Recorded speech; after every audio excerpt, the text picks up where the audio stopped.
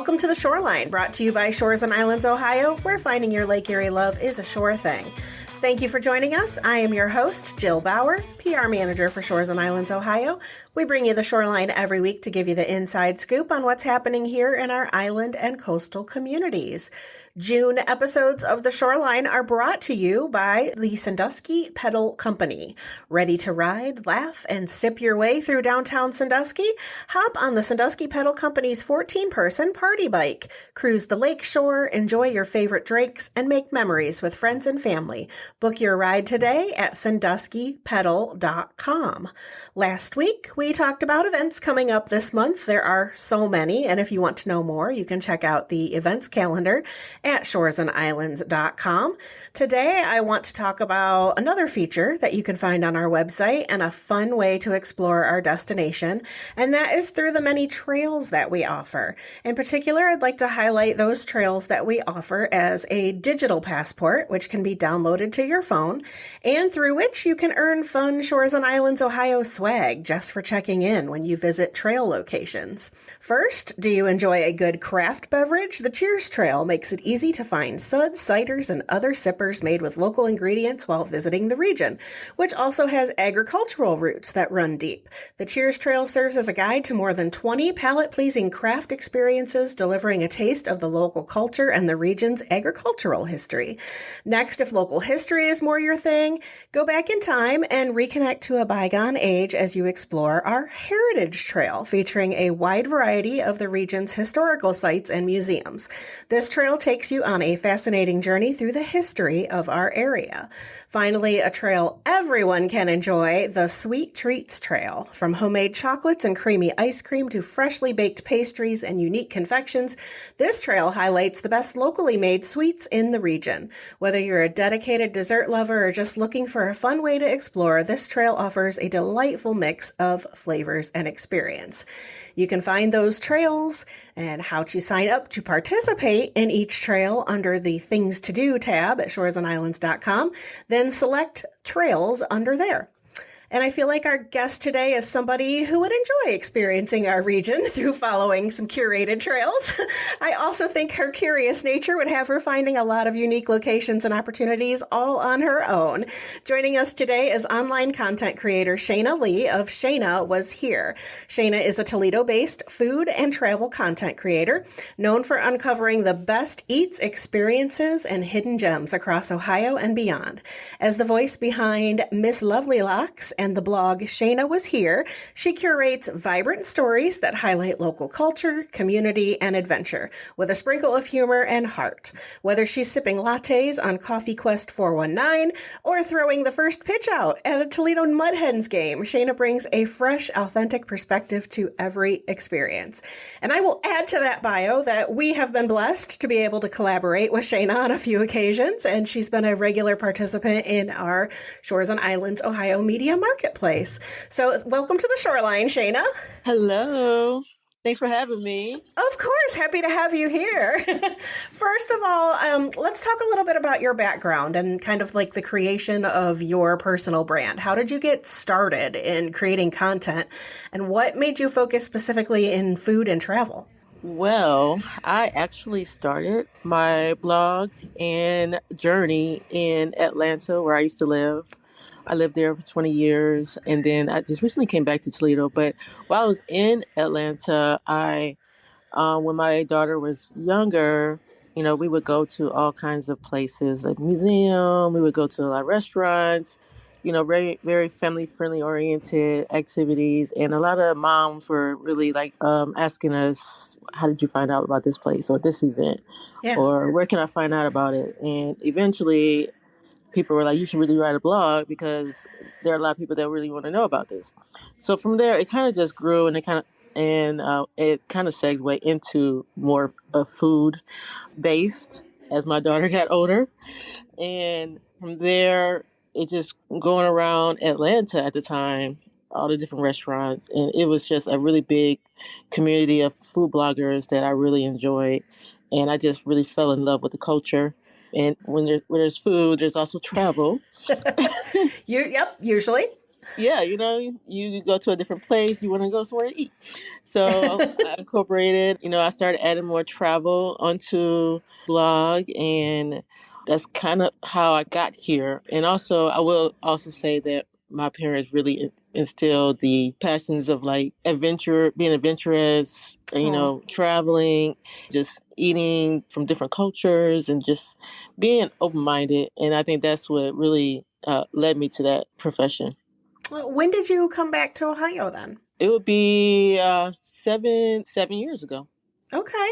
I had no idea about the Atlanta connection, so I'm gonna have to like dig way back into the blog and find your Atlanta content because that sounds very, very cool. Is your family from Ohio originally then? Oh no, I'm born and raised in Toledo.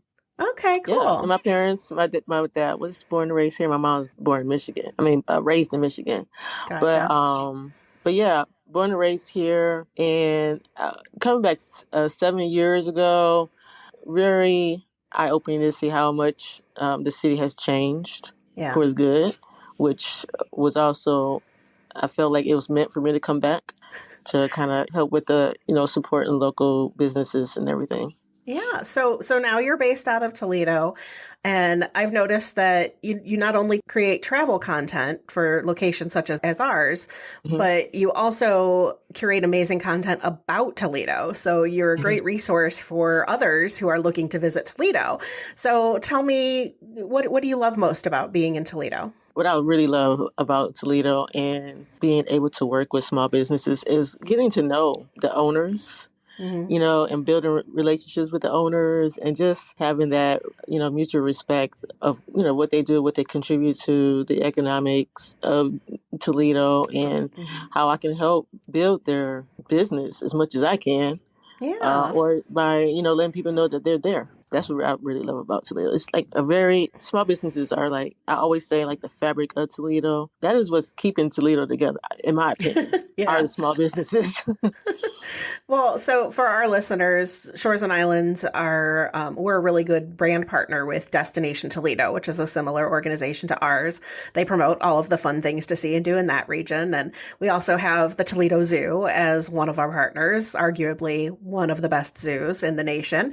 And I know that you've done some work with both of those organizations. Do you want to talk a little bit about what you've done with them? Let me say, I really love working with Destination Toledo. They are all like the best group of people. Oh. Anytime I'm able to work with them, I'm like, yes, what do you need? What do you need? Where can I go?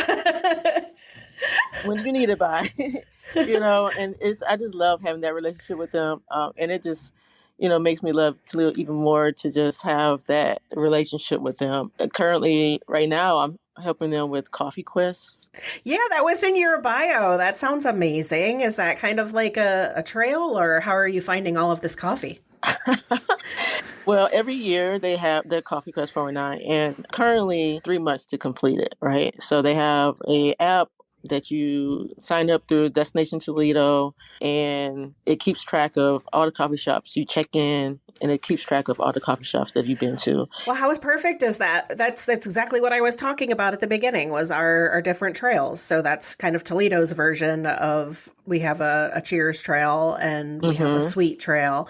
And so they've got a coffee trail. I love Yes. it. And it's not just like local to it's 409, so there's some in Swanton, there's some that's pretty far, like if you live in central Toledo.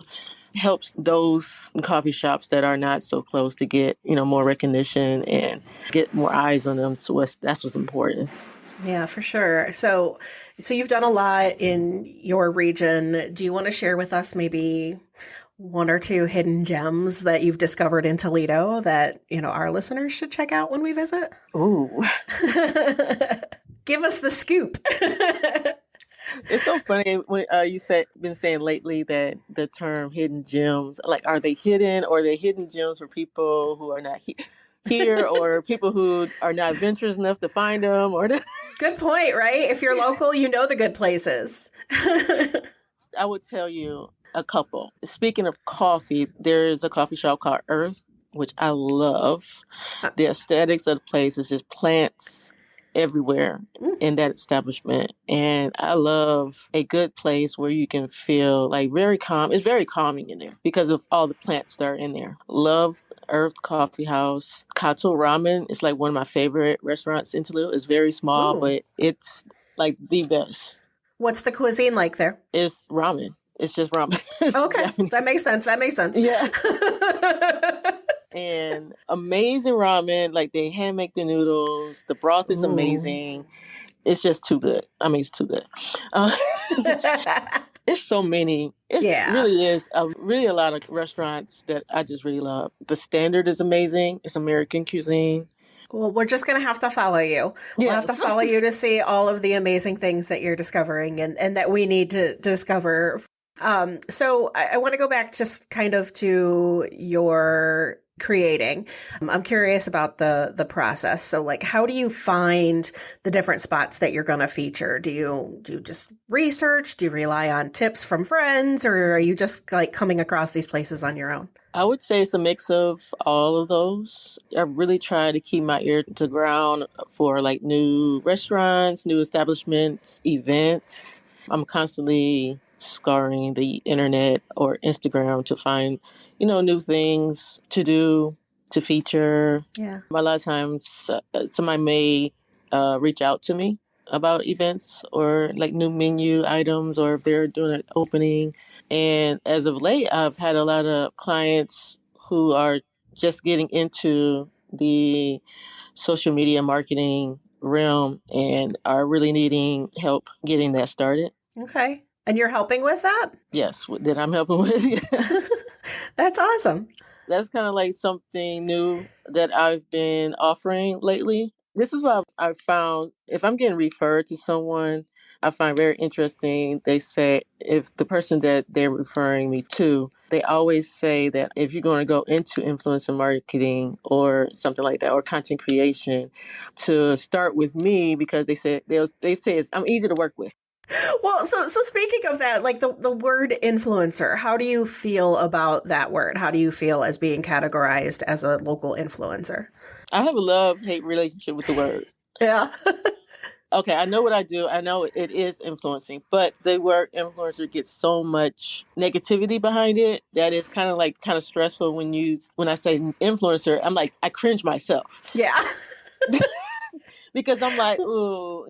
I also, in my opinion, I feel like, right, the word has value, right? You are influencing, but it almost discounts all of the work that goes into it, right? Content creator exactly really speaks to all that you are doing. You're not just going there and say, hey, I went to this place and then everybody flocks there, right? You have to curate the content. You're taking beautiful pictures and video and the words that you use in your posts, right? I mean, all of the things that are, like keywords that the internet is searching for, or that people are searching for, and the hashtags and all of those different things. There's so much that goes into it. Yeah.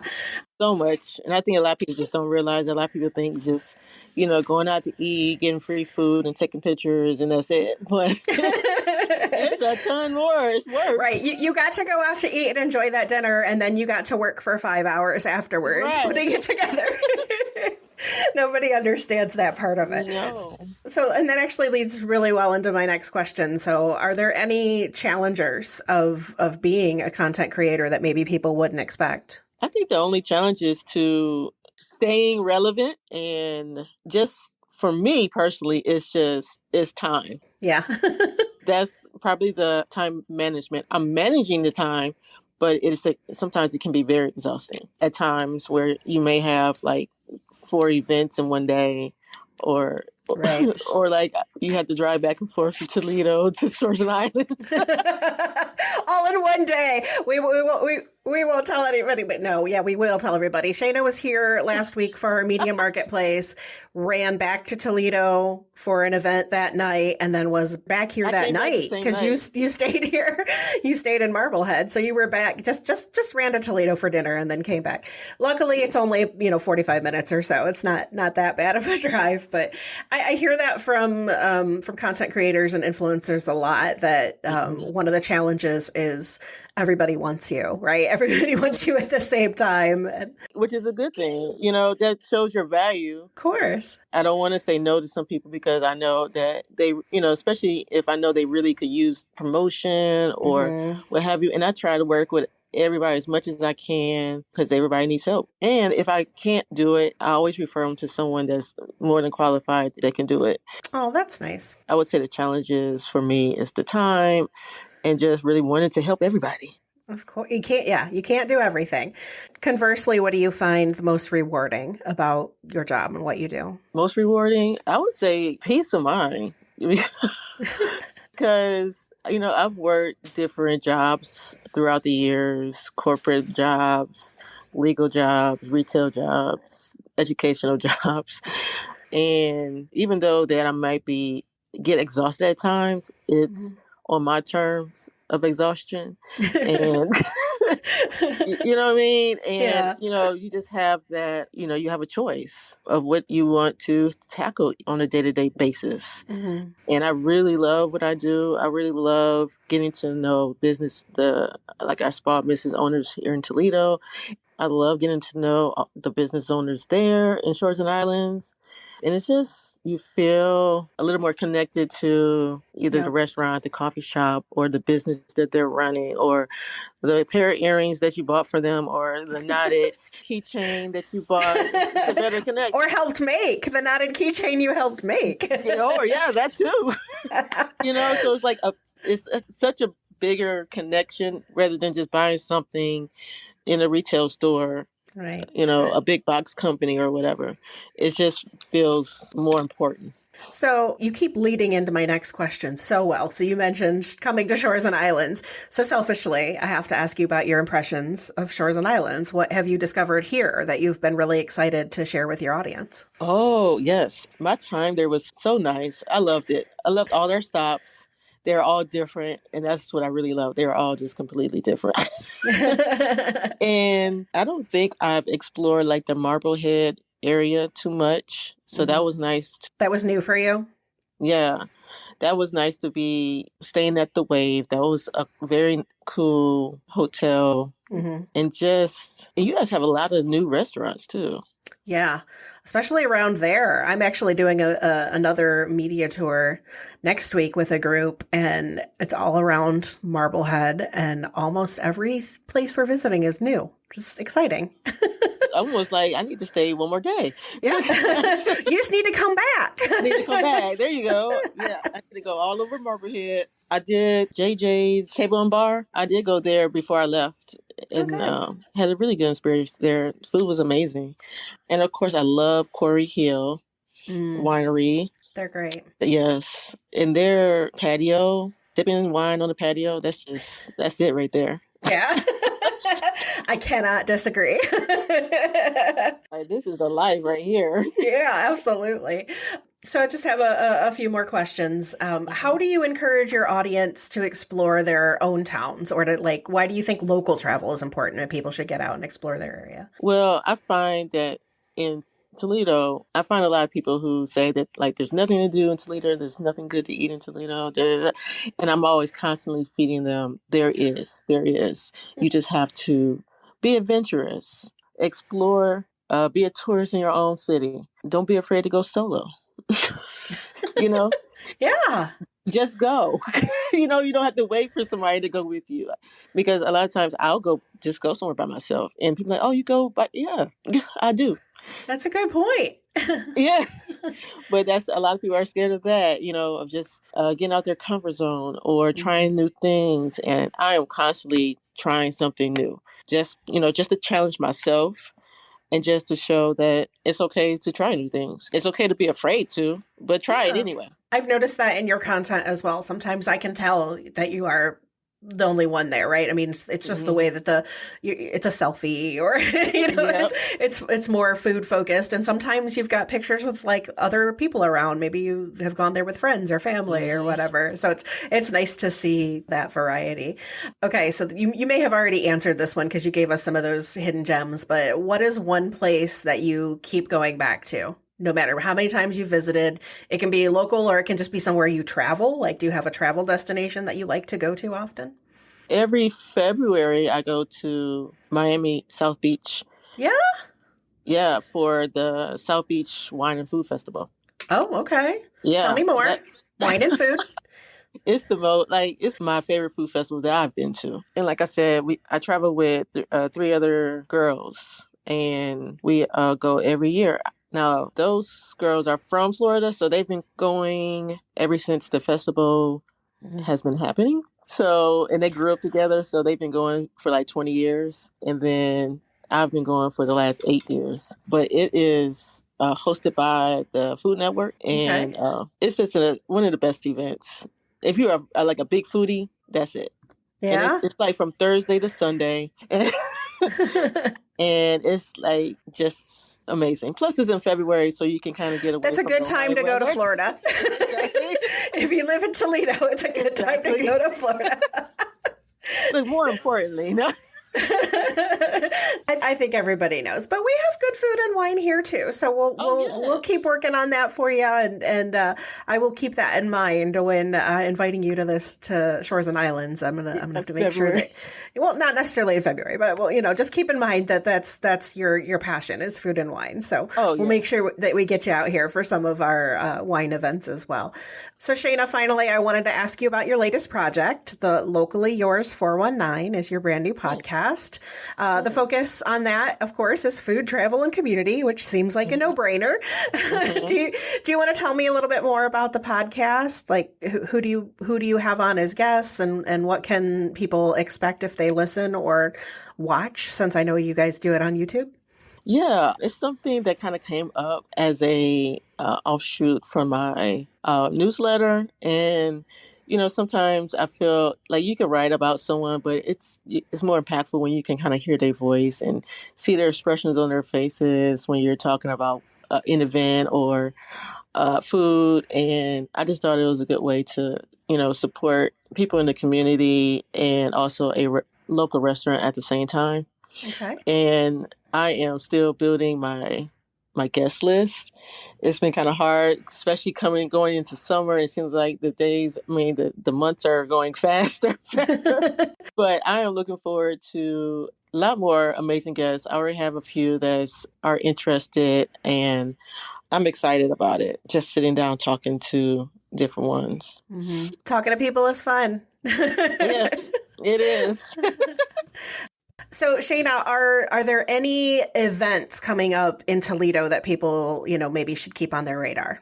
Yes, especially in June. June's, I would say, a very big month for Toledo. The first weekend in June, we have the Oweston Festival, and I think it's in their 53rd year. And it's just a great festival for arts to find local makers. And it's in the historic Oweston area of Toledo, which is also beautiful. The museum was usually involved, and it's just really a great festival. When you say the museum, the Toledo Museum of Art? Yes. And then also we have the Italian Bowl is in Toledo this year again. It came back. It wasn't here last year. Is that like a sporting event? Yes, it is. Okay. Tell me more. The Italian Bowl, year before last, came to Toledo for the first time. It was the first time it was played outside of Italy.